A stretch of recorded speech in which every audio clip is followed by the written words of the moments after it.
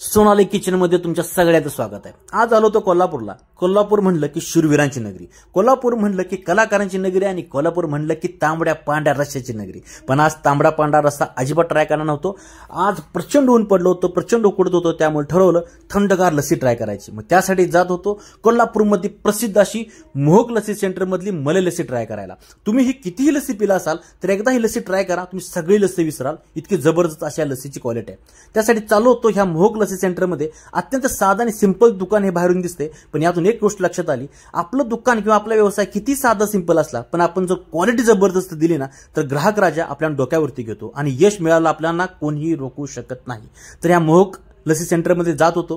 त्यांनी खाली असं बेसमेंट मध्ये प्रशस्त अशी बसण्याची व्यवस्था केलेली आहे। फॅमिली असू दे किंवा मोठा ग्रुप असू दे निवांत बसू शकताय अशी तर प्रशस्त व्यवस्था होती। आम्ही तो ऑर्डर केली ती म्हणजे मलाई लस्सी। ह्याची किंमत होती 90 रुपये। पहिल्यांदा थोडीशी जास्त वाटली, पण याची क्वालिटी आणि क्वांटिटी इतकी मस्त वाटली की हे 90 रुपये सुद्धा मला योग्य वाटले। एक लस्सी हा ग्लास पिला ना अगदी पोट भरतं, इतकं जबरदस्त आहे। ह्याची मलाई, ह्याच्यावरती असणारी चेरी, काजू, बदाम यांचा केलेला मारा इतका जबरदस्त लागत होता की बासच। ही पहिला सगळी लस्सी एकत्रित करून घेतली। मलाई घट्ट असल्यामुळे ते एकत्रित होण्याला सुद्धा वेळ लागत होता। मी सुद्धा पहिल्यांदाच ट्राय करत होतो। बऱ्याच जणांकडून ऐकलं होतं की ही लस्सी जबरदस्त आहे आणि आज मी पहिल्यांदा ट्राय करतोय।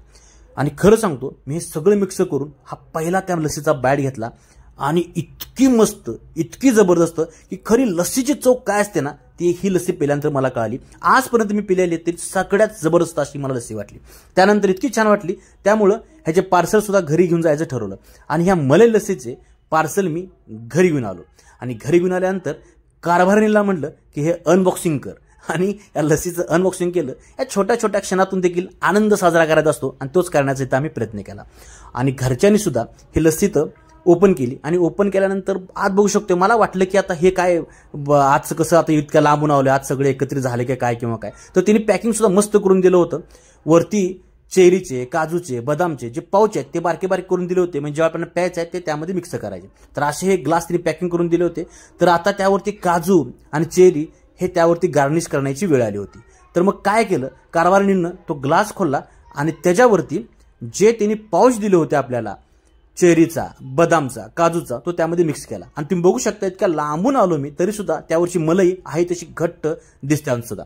त्यावरती सगळं ते मिक्स केलं, जसं त्या लस्सी सेंटरमध्ये मिक्स केलं होतं सेम तसं मिक्स केलं आणि मग ते सगळं एकत्रित केलं। आणि या घरच्यांना सुद्धा ही लस्सी प्रचंड आवडली आणि मी सुद्धा रेकमेंड करेन, जर तुम्ही कोल्हापूरला गेला ते लस्सी नक्की ट्राय करा। अगदी मस्त, अगदी लस्सी पिल्याचं समाधान मिळतं आणि एवढ्या कडक त्या उन्हामध्ये पोटाला छान गारवा मिळतो। वरून अशी चेरी आणि हे सगळं एकत्रित मिक्स केलं होतं आणि आईनं, माझ्या कारभारीनं सगळ्यांनी ट्राय केली, सगळ्यांना आवडली। तर असंच पाहत राहा सोनाली किचन हे आपलं चॅनल। भरभरून प्रेम द्या, तुमचा शुभ आशीर्वाद नेहमी राहून दे। थँक्यू, धन्यवाद।